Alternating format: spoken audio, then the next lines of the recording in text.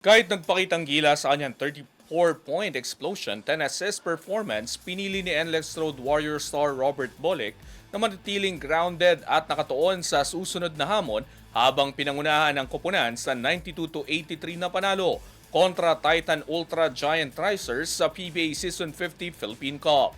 Ang ibang detalye alamin sa pag-abante ni Carlo Villaseñor. Sports Now. Sports Now. Exclusive.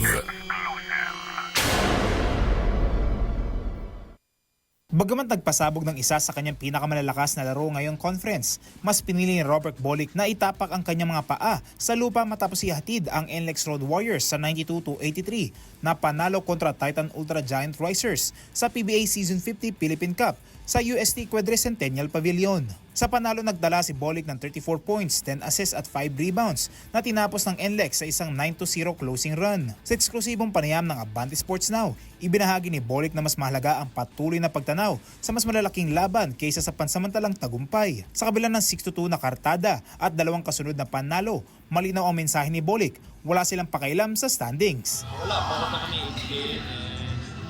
Focus na kami yun lang. Wala pa kami, hindi pa kami sure. So every game is a championship game.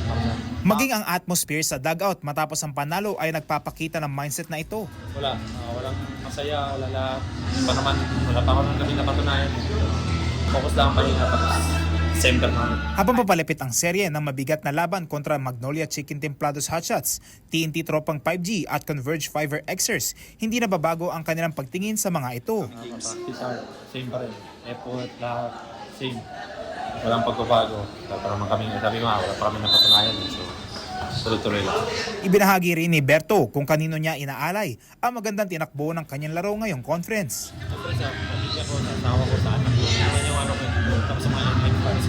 Sa gitna ng kanyang malahalimon na laro, si Bolick ang nagtatakda ng tono para sa NLEX, isang tonong disiplina, focus at kababaang loob habang patuloy nilang hinahabol ang mas malaking layunin ngayong PBA Season 50 Philippine Cup.